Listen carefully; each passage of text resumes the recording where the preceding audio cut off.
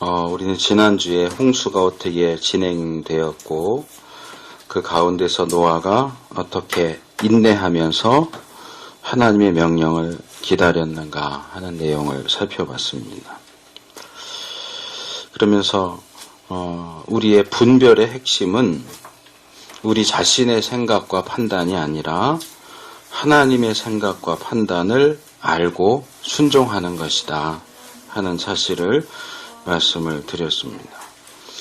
오늘은 노아 이야기 마지막 부분으로 홍수 이후에 있었던 일을 살펴보려고 합니다.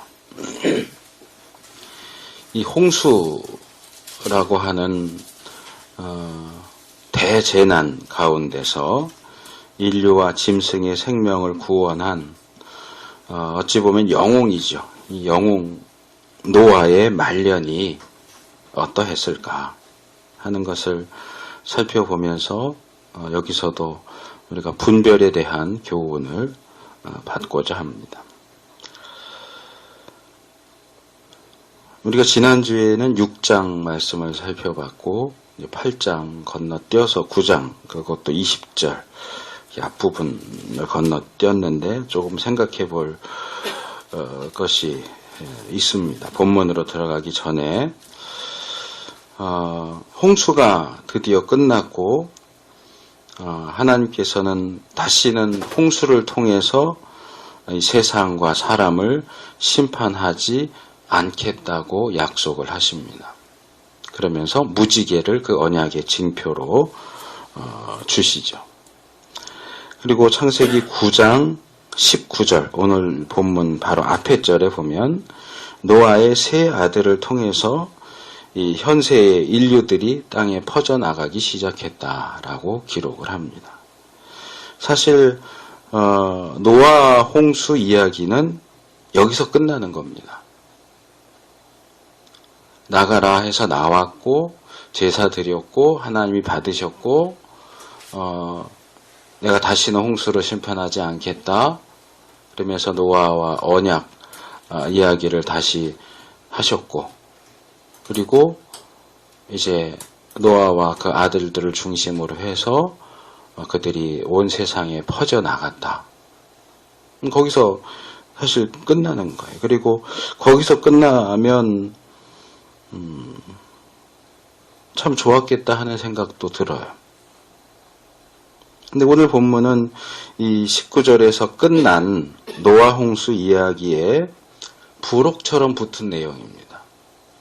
20절부터 27절.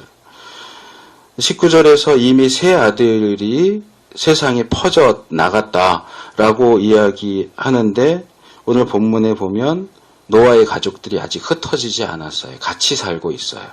그러니까 다시 과거로 돌아가는 거예요. 다 마무리해서 19절에서 끝내고 그리고 부록으로 다시 시간을 거슬러 올라가서 이 세 아들이 흩어지기 전의 상황을 이야기하는 거죠. 그런 점에서 이 본문의 이야기는 적어도 19절에서 이야기하는 상황보다는 이전 상황이고 어쩌면 이 노아와 그 가족들이 방주에서 나오고서 얼마 지나지 않은 상황을 이야기하는 게 아닐까. 그리고 그때의 상황과 관련해서 특별히 무언가를 이야기하기 위해서 덧붙이는 거죠. 앞에서 다 이야기했으면 뒤에 또 따로 시간을 거슬러 올라가면서까지 다른 내용을 덧붙일 필요가 없을 텐데 앞에서 그냥 쭉 이야기를 해놓고 보니까 끝냈는데 이야기를 끝냈는데 우리가 편지 쓸 때 그렇게 하잖아요. 얘기 다 썼는데 덧붙일 말이 생각났어요. 그럼 어떻게 해요? 추신, PS 이렇게 해갖고 얘기를 하듯이 지금 이 본문이 그렇게 되어 있는 거예요. 노아 이야기가 쭉 나오고 9장 19절에서 끝났는데 이거 얘기할 게 하나 더 있네 해가지고 20절부터 27절에서 그 노아 이야기에 덧붙여서 뭔가를 이야기하고 있다는 거죠. 그래서 모세가 우리는 모세오경을 모세가 썼다고 믿으니까 모세가 이 노아 이야기를 하는 가운데 이렇게 특별히 무언가를 덧붙여서 말했다는 점을 우리가 감안한다면 이 본문은 뭔가 중요한 이야기를 담고 있지 않을까. 우리가 좀 더 집중해서 주목해서 이 본문을 읽을 필요가 있겠죠. 그런데 지금 이제 성경을 봉독해 주셨지만 놀랍게도 이 덧붙여진 이 본문의 이야기는 별로 좋은 얘기가 아니에요.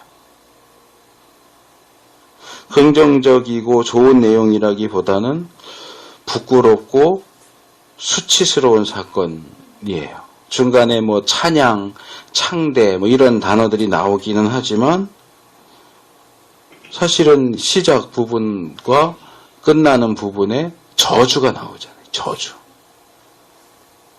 그래서 노아 홍수가 물론 인간의 타락과 범죄, 이 땅의 오염, 그래서 하나님이 심판하시는 내용들로 되어 있지만 그래도 그 가운데서 하나님이 노아를 부르시고 노아의 가족들이 구원 얻게 하시고 노아를 통해서 또 지상의 생물들이 구원 얻게 하셨다는 점에서 보면 구원 이야기인데 그래서 구원받아서 이 새 땅에 이들로부터 해서 다시 인류가 번성하게 됐다 하는 어떻게 보면은 희망적이고 좋은 이야기인데 그 이야기 끝에 덧붙여진 이야기는 저주 이야기라고요.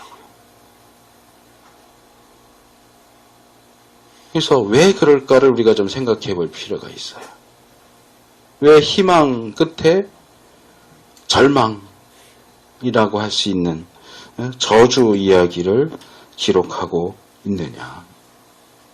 모세는 어떤 의도로 이 위대한 사람 노아의 수치스러운 모습, 술 취해서 벌거벗은 그런 이야기를 여기 덧붙이고 있느냐. 그런 점에서 우리가 성경을 다시 이렇게 생각을 해보면 성경은 어느 누구도 자귀적으로, 의도적으로 영웅으로 만들지 않아요.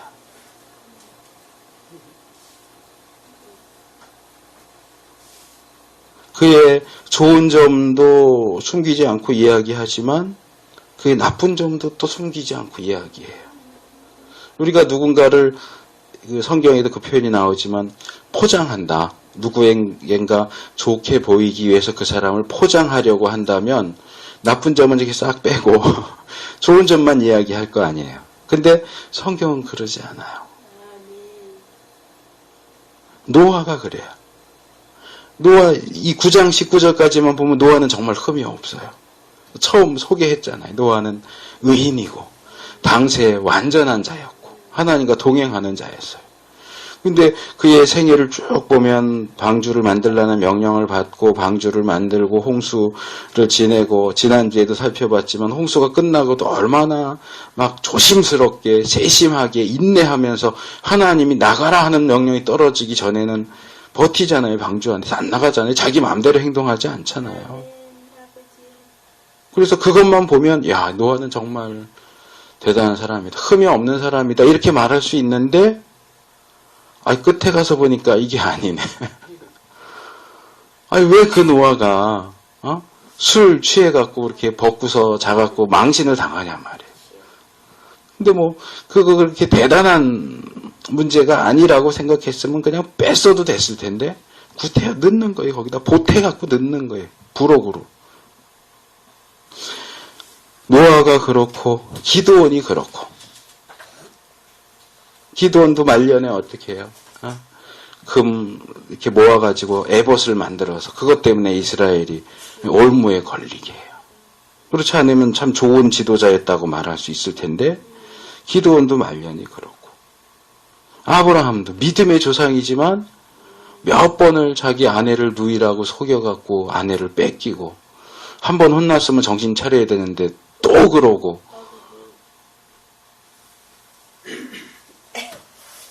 아브라함 이렇게 보면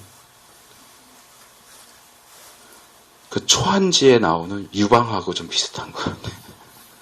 아니면 삼국지에 나오는 유비. 누구죠? 돌아가신 화백, 누군데 이름이 기억이 안 나네? 그분이 뭐 초한지, 뭐 삼국지 이런 것 자기 나름대로 이렇게 만화로 그려서 한 분이 있는데, 그분 만화를 보면 이 유다나 항우는 한마디로 말해서 쪼다예요, 쪼다. 영웅이 아니고.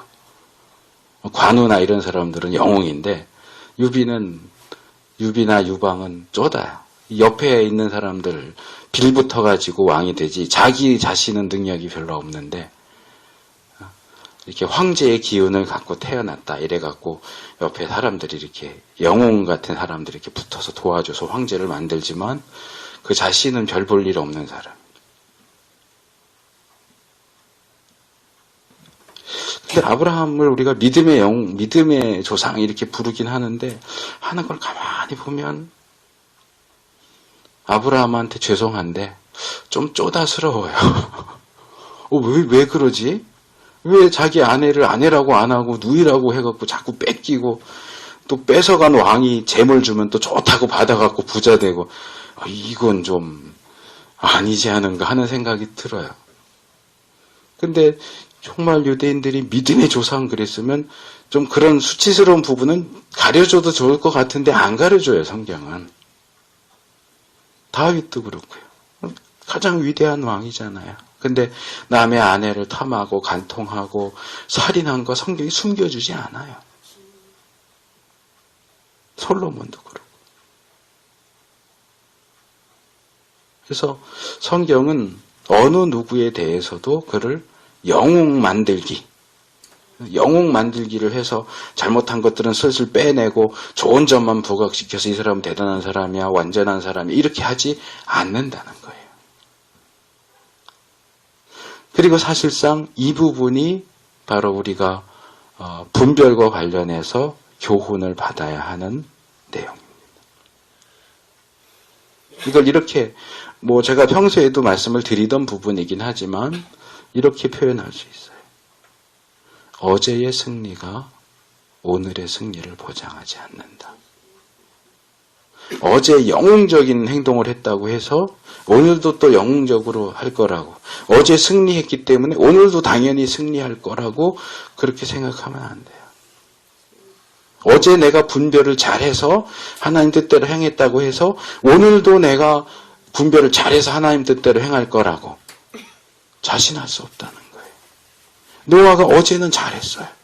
홍수라고 하는 이 대단한 이 지구 전체의 그 대격변, 대재난은 잘 이겨냈는데 포도주는 못 이겼어요.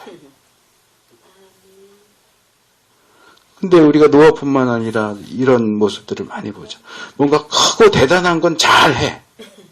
근데 그 뒤에 오는 사소한 것들을 제대로 못해가지고 말년을 망신스럽게, 수치스럽게 지내는 그런 케이스를 우리가 성경에서도 많이 보고 우리 주위에서도 많이 보잖아요. 그래서 이게 끝까지 잘한다는 게 얼마나 힘든가 하는 것을 보게 됩니다. 자, 이 정도 말씀을 드리고 이제 본문으로 들어갑니다. 자, 20절은 홍수 이후에 노아의 근황을 소개합니다. 그는 농업을 시작합니다. 여기 히브리 원문 표현을 직역하면 노아는 그 땅의 사람이 되기 시작했다. 좀 우리 표현하고는 좀 많이 다르지만 그 땅의 사람, 농업 이렇게 번역한 게 그 땅의 사람이 되기 시작했다. 그리고 포도나무를 심었다. 이렇게 되어 있어요.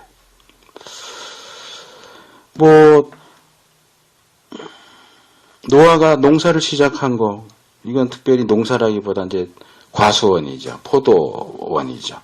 어쨌든 농사를 시작한 것을 나쁘다고 할 수는 없어요. 아담이 최초의 범죄 이후로 에덴 동산에서 추방되면서 하나님이 너는 이거로 먹고 살아 하고 주신 직업이 농부였고, 그렇죠? 그래서 그의 맏아들 가인도 농사를 가업으로 물려받았죠. 또 노아가 포도원을 만들었다는 것에 대해서도 잘못했다고 할 수는 없어요. 왜 하필이면 포도원을 해서 이렇게 비난할 수 없다는 거예요. 문제는 그 다음에 일어난 상황이죠. 노아는 자기가 심은 포도나무 열매로 포도주를 만들어 마셨고 취했고 벌거벗었어요. 여기 구약에서 처음으로 술에 대한 언급이 나와요. 포도주가 처음 나오죠. 이 한국 기독교는, 한국 교회는 전통적으로 술을 금하는 입장을 취해왔고, 그런 점에서 입각해서 많은 분들이 노아가 포도주를 마셨다는 것 자체를 비난하기도 합니다. 하지만 엄밀하게 말하면 노아가 포도나무를 심고 또 포도주를 마신 것 자체를 죄다라고 말하기는 어렵습니다. 왜냐하면 나시린이라든지 몇몇 특별한 경우들을 제외하고는 포도주는 이 고대 근동에 있어서는 마치 독일의 맥주처럼, 독일 사람들이 물이 나쁘니까 맥주를 많이 마시는 것처럼 이 고대 근동에도 역시 물이 썩 좋지 않으니까 포도주를 희석해서 물을 좀 반 이렇게 섞어서, 그러니까 그렇게 희석해서 마시는 건 포도주도 아니죠. 그냥 포도 주스처럼 그렇게 마시거든요. 그러니까 그거 그냥 음료수처럼 여겨졌기 때문에 그걸 나쁘다고 말할 수는 없어요. 포도주를 만들거나 마시는 게 죄라면 예수님도 죄인이에요. 첫 번째 이적을 가나의 혼인잔치에서 포도주 만드셨잖아요.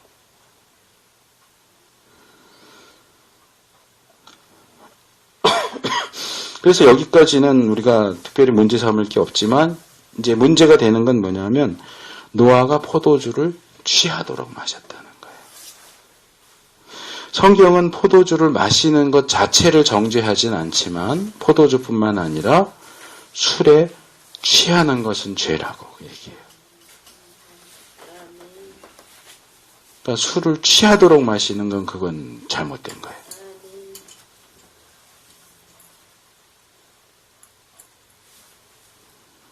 여기서 우리는 의인이고 당세의 완전한 자로서 하나님과 동행했던 노아가 분별력 없이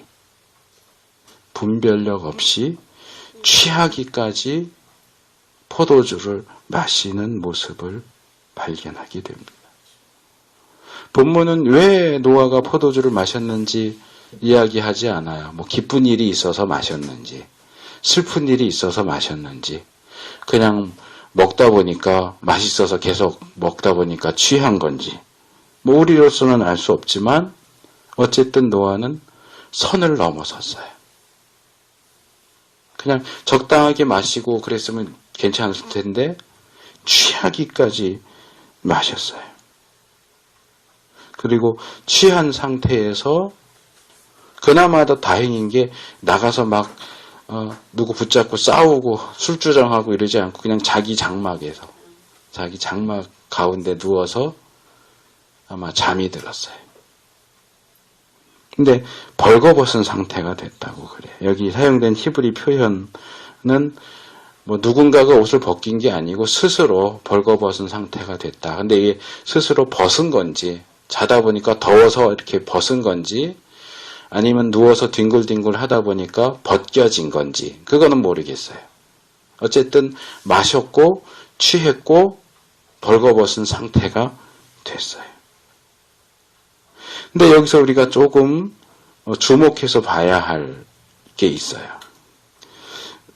우리 성경을 봐서는 알 수가 없는데 여기 히브리 성경, 원문 성경 표현들을 보면 이 노아가 술 취하는 이 장면은 창세기 3장에서 아담과 하와가 범죄하는 장면하고 상당히 비슷하게 묘사가 되고 있어요.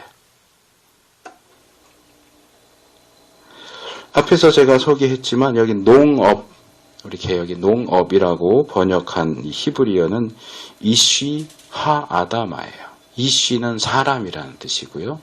하는 정관사고 아다마는 흙이에요.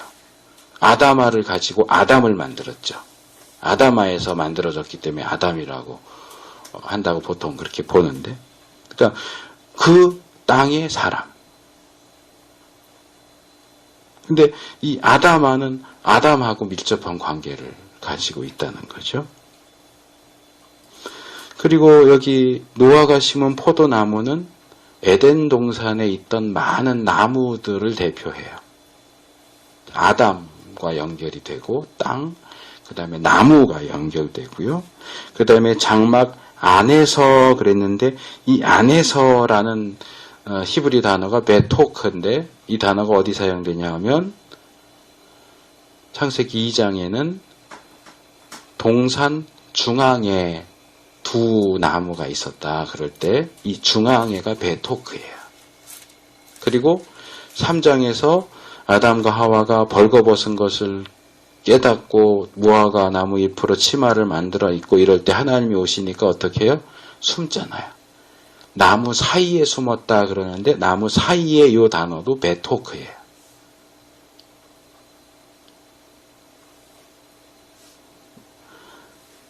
이 단어는 보통은 전치사로 뭐뭐 안에 라고 하는 단어가 있기 때문에 그냥 장막 안에 그랬으면 장막이 오헬이니까 베오헬 이렇게 표현해도 되거든요. 근데 그렇게 안 해요. 장막 해놓고 베토크. 의도적으로 그 단어를 썼다는 얘기죠. 근데 이 단어는 그 앞에서는 사용된 경우들이 별로 없어요. 창세기 2장과 3장에서 동산 중앙 그리고 나무 사이 이럴 때 사용된 단어를 여기서 일부러 쓰고 있다는 거죠. 그러니까 술 취해서 벌거벗고 장막 안에 있는 노아의 모습은 동산 중앙에 있는 나무, 선악을 알게 한 나무 실과를 먹고 벌거벗어서 부끄러워서 나무 사이에 숨은 아담과 하와의 모습하고 거의 비슷한 거예요. 아담 하와는 의도적으로 숨었고 노아는 의식적으로 숨은 건 아니겠지만 어쨌든 상황이 아주 비슷하다는 거죠.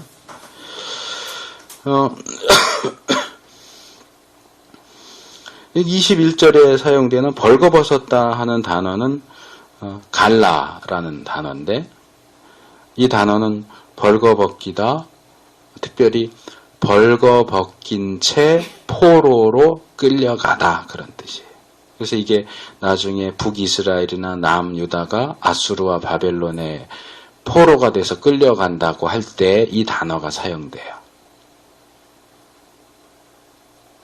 어쩌면 이 노아의 이 모습은 이스라엘이 포로로 잡혀가는 모습을 암시하는 표현일 수 있어요.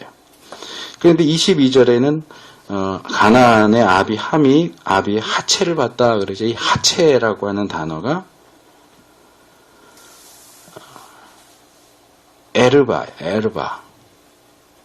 정확히 말하면 벌거벗음 명사예요. 벌거벗음을 봤다. 근데 이 벌거벗음이라는 이 단어는 아담과 하와가 선악과를 먹고 자기들이 벌거벗은 걸 알았다. 벌거벗었다. 에롬. 그래서 3장 1절에 뱀이 지혜로웠다. 지혜로웠다. 아룸이 인간이 벌거벗었다. 에롬 하고 짝을 이룬다고 했는데 여기엔 그 에롬이라는 동사의 명사형 에르바가 사용돼요. 그래서 여러 가지 면에서 지금 노아의 이 모습은 창세기 3장에 나오는 아담 하와의 모습하고 연결되고 있어요. 모세가 의도적으로 연결시키고 있는 거예요. 근데 더 면밀하게 살펴보면 이 노아의 상황은 아담 하와의 상황보다 더 나빠졌어요. 더 나빠지고 있어요. 그건 이제 뒤에서 다시 말씀을 드릴 거고, 어쨌든 이 노아가 홍수에서 인류를 구원한 구원자 노아가 술을 이기지 못해서, 홍수는 이겼는데 술을 이기지 못해서 취해서 벌거벗은 모습은 노아에게서 시작되는 새로운 아담이죠. 그렇죠. 사실 노아는 세상이 완전히 망하고 새로 시작되니까 어떤 면에서 노아는 제2의 아담인데 그 노아로부터 시작되는 인간의 실패를 암시해요.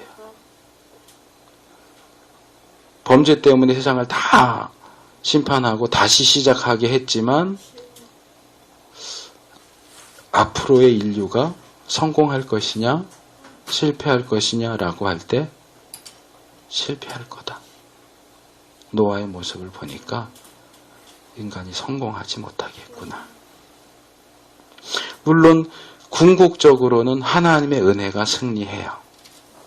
그래서 실패한다 그러면 다 지옥 가야지, 그렇죠? 그렇지만 하나님의 은혜로 천국 가는 사람들이 나오죠. 근데 이걸 뒤집어서 말하면 하나님의 은혜가 승리한다는 얘기는 인간의 노력은 실패한다는 얘기예요.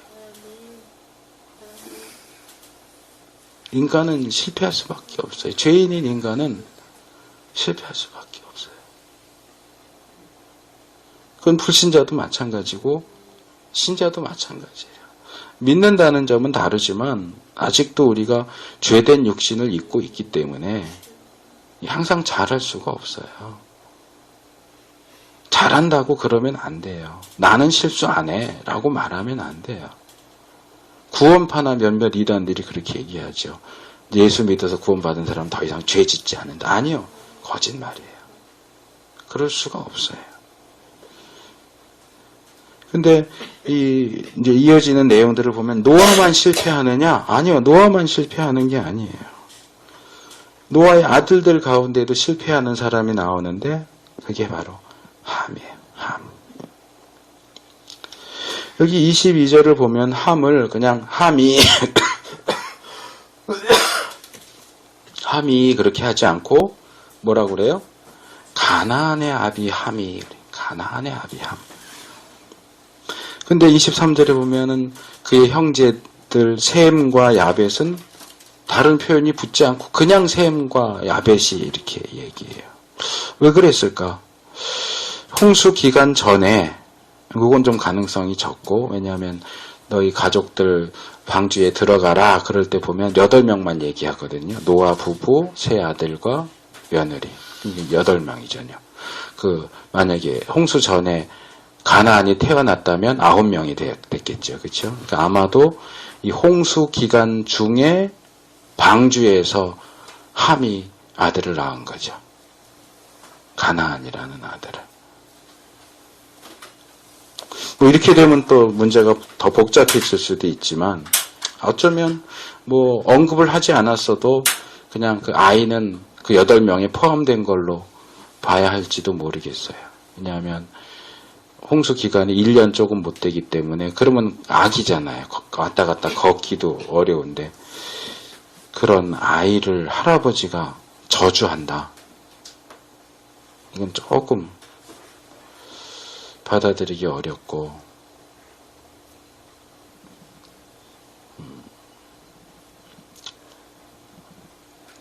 왜냐하면 여기서 함을 가나안의 아비라고 소개하는 것에는 뭔가 의도가 있다는 거죠. 가나안에게는 아들이 있었고 셈과 함에게는 아들이 없었기 때문에 그냥 이름이 제시되는 거다 이렇게 볼 수도 있지만 지금 말씀드린 것처럼 25절, 26절, 27절에 보면 노아가 가나안을 저주하거든요.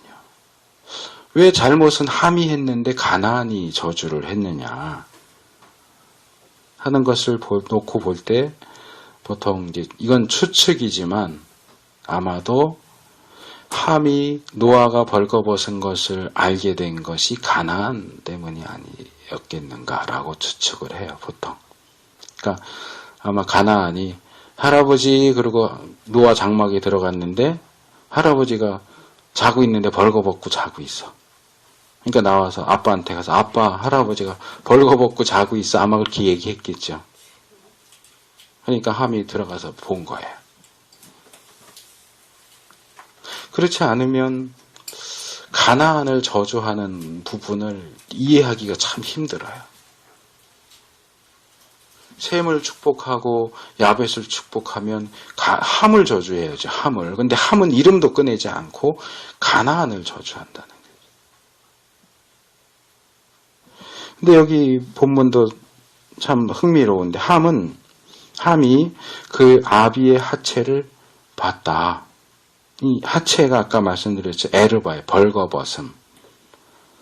명사로 벌거벗음이지만 이제 히브리어에서는요. 사람의 생식기를 딱 지적해서 말하지 않고요. 이렇게 돌려서 말해요. 이것 여기서처럼 벌거벗었다. 뭐 하체, 허리. 근데 이게 하체 그러면 여기 허리 아래가 다 하체잖아요. 허리 그러면 여기가 허리고. 근데 그게 사실은 하체나 허리를 가리키는 게 아니고 생식기를 가리키는데 그렇게 그걸 이제 완곡어법이라고 그래요. 돌려서 말하는 그런 표현을 쓰는데 여기서도 아마 단순히 하체가 아니고 생식기를 가리키는 것이다. 그렇게 대부분이 그렇게 봅니다. 그런데 여기 함이 그 아버지의 하체를 보았다 그러는데 이 보았다라고 하는 이 단어는요. 일반적인 의미에서 본다라는 뜻도 있지만 거기에는 발견하다, 인지하다, 관찰하다, 주목하다, 검사하다 이런 뜻이 있어요. 그러니까 저는 그렇게 생각해요. 이 단어가 의미하는 것은 함이 뭐 예를 들어서 볼 일이 있어서 아버지하고 장막문 열고 들어갔는데 아버지가 벌거벗고 있네. 아이고 아버지 벌거벗고 계시네. 그리고 딱 닫고 나온 게 아니고 그거를 이렇게 본 거예요. 관찰하듯이. 관찰하듯이 이렇게 보고 이 단어의 근거에서 어떤 학자들은 다수는 아니지만 소수의 학자들은 이 보았다라는 단어는 동성애를 얘기한다. 그래서 함이 아버지 노아와 동성관계를 가졌다. 이렇게 주장하기도 하는데 그건 너무 지나친 해석이고 어쨌든 뚫어져라 보고 그 다음에 나왔다는 말은 사실 본문에는 없어요. 밖에서. 근데 나왔으니까 안에 들어갔다 나왔으니까 밖에 있겠죠. 밖에서 그의 형제들에게 말했어요. 두 형제에게 고하매. 근데 여기도 이 단어도 재미있어요. 이 함이 아버지 벌거벗은 것을 보고 나와서 형제들에게 이야기했다 하는 것은 마치 가인이 하나님의 책망을 듣고 우리가 지난번에 한번 살펴봤죠. 그것을 형제인 아벨에게 고했다 그랬잖아요. 그거하고 아주 비슷해요. 근데 사용된 단어가 달라요. 가인이 아벨에게 고했다라고 하는 단어는 그냥 단순히 말했다 그런 뜻이에요. 아마르 말했다라는 뜻이고 여기 함이 형들에게 고했다 하는 것은 나가드라는 단어예요. 나가드는 뭐냐 하면 이제 원래는 정면에 두다. 근데 이게 참 재밌어요. 정면에 둔다라는 건 뭐냐 하면 볼 수 있도록 알 수 있도록 그 상황을 재현하는 거예요. 그래서 정면에 두다, 말하다, 이야기하다, 설명하다. 설명한다 그런 뜻이에요. 그러니까 그냥 단순히 아버지가 술 취해갖고 벌거벗고 계셔 이렇게 얘기한 게 아니고 그걸 미주알 고주알 자기가 이렇게 뚫어져라고 보고 온 것을 아마도 거기 더 보태가지고 자세하게 이야기한 거예요. 그냥 벌거벗고 계셔 이렇게 얘기한 게 아니고 마치 못 볼 걸 봤다라는 듯이 어떻게 이럴 수 있느냐는 듯이 아버지의 벌거벗고 자는 모습을 적나라하게 형제들에게 설명한 거예요.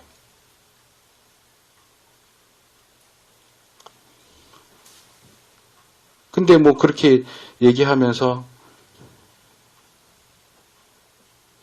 이게 함이 시간이 가서 넘어가야 되겠다. 근데 셈과 야벳은 함과는 다르게 반응을 하죠. 겉옷을 취해서 어깨에 메고 뒷걸음질 치고 얼굴도 이렇게 돌리고 그래서 아버지의 그 하체를 벌거벗은 것을 보지 않으면서 덮어주죠. 옷으로. 여기도 이 히브리 원문 단어들이 굉장히 주의 깊게 사용된 걸 볼 수 있어요. 취하연 라카흐예요. 라카흐. 그 다음에 들어가서는 할라크. 발음이 비슷. 라카흐, 할라크. 비슷하고요. 그 다음에 그 중간에 나오는 단어들이 다 비슷해요. 셈과 야벳. 셈은 쉐메, 쉐մ. 그 다음에 옷, 심나. 메고, 심. 어깨, 쉐켐. 자기들의 슈나임. 이 비슷한 단어들을 쭉쭉쭉쭉 나열해가지고 이들이 얼마나 조심스럽게 아버지의 하체를 덮어드렸는가. 특별히 여기 덮었다 하는 단어가 카파르인데 이 단어는 이제 출애굽기나 레위기로 가면 이게 속죄 제사를 통해서 제물의 피로 우리 죄를 덮는다. 그럴 때 사용되는 단어예요. 그러니까 용서하시는 거죠.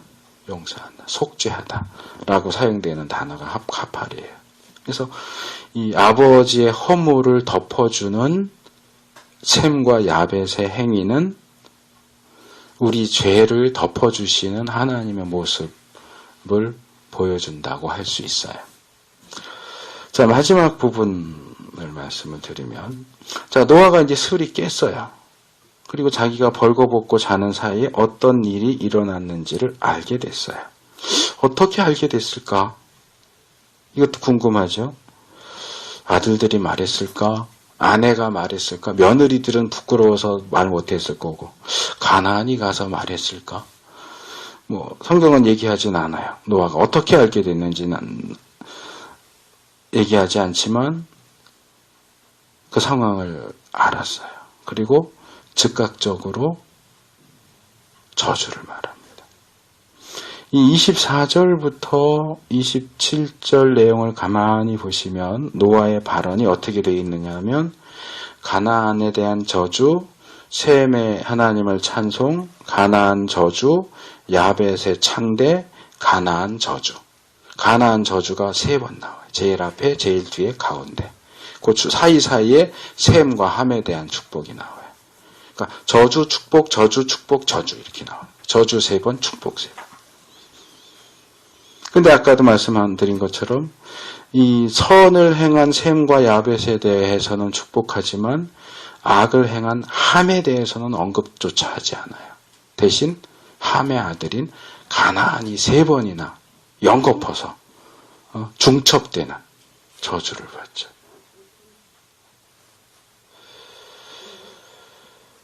근데 이 구절에서 이제 기독교 역사를 보면 유럽 쪽에서 이 흑인을 노예로 부리는 것이 이 저주에 따라 합당하다 이렇게 했던 적이 있지만 그거는 아주 잘못된 성경 해석이고요.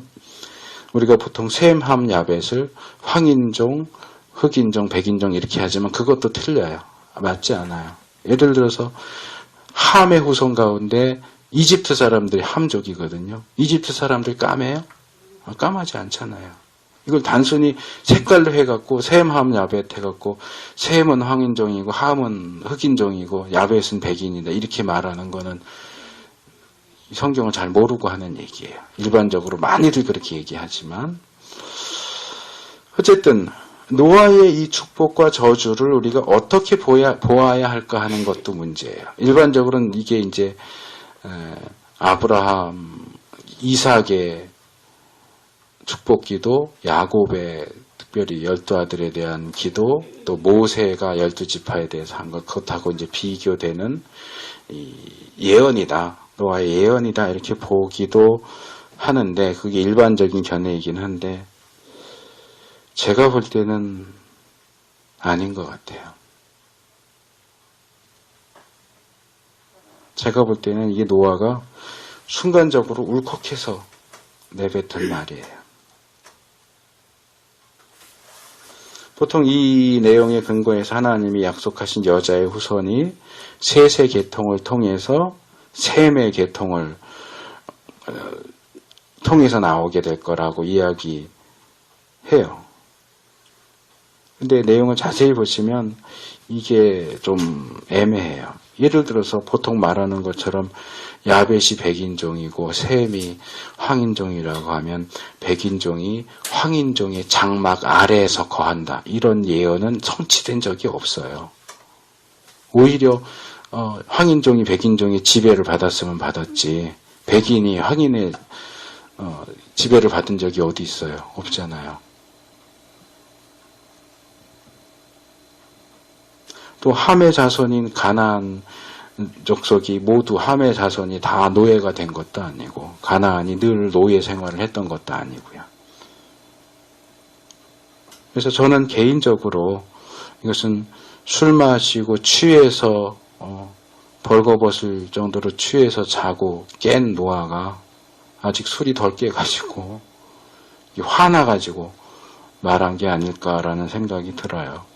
물론 그럼에도 불구하고 하나님은 그가 한 이야기 속에 어떤 진리, 하나님의 구원 역사와 관련된 내용들을 집어넣으셨을 거라고 생각을 해요. 그게 이제 셈의 하나님 여호와를 찬송하리로다 뭐 이런 표현들을 통해서 이루어졌겠지만 이 노아의 발언 자체는 너무 무게 있는 내용으로 받아들이지 않는 것이 좋겠다 하는 생각이 들고요. 이제 말씀을 마무리하면은요. 노아의 이런 모습은 참 우리에게 당혹스럽게 다가와요. 포도주를 마시는데 취해가지고 벌거벗고 자고 깨서 상황을 알고서는 손절을 이렇게 막 심하게 저주를 한다. 왜 노아가 이럴까? 근데 처음 시작할 때 말씀드렸던 것처럼 사실은 모든 사람들이 이래요. 모든 인간이 이래요. 뭐 그런 얘기를 많이 하잖아요. 평소에는 점잖은데 술 먹으면 개가 되는. 이렇게 볼 때는 참 점잖고 숙녀답고 이렇게 보이지만 뭐 술이 아니라도 뭔가 꼭 자기 마음에 안 드는 어떤 상황, 자기의 그 마음을 자극하는 어떤 상황이 벌어지면 개가 되는 사람들 많아요. 꼭 술에 취해야만 개가 되는 게 아니에요. 저 사람 왜 저러지? 저렇게 안 봤는데. 물론 대부분의 사람들이 그런 걸 꼭꼭 숨기죠. 꼭꼭 숨기니까 그게 많이 드러나진 않지만 스스로는 알고 있을 거예요. 그래서 다른 사람들이 내가 이러는 거 알면 아마 나는 왕따 당할 거야. 어울리지도 못할 거야. 그러고서는 꼭꼭 숨기죠. 근데 성경이 노아나 기드온이나 아브라함이나 다윗이나 이런 사람들의 약점을 숨기지 않는 것처럼 하나님은 우리의 약점을 아세요. 마지막 심판 때에는 하나도 숨김없이 드러날 거라 그러죠.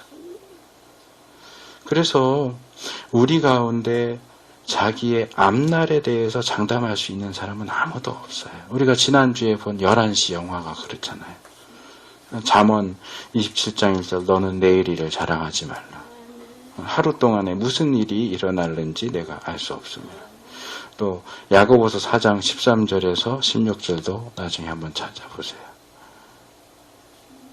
그래서 어제까지 내가 잘했어.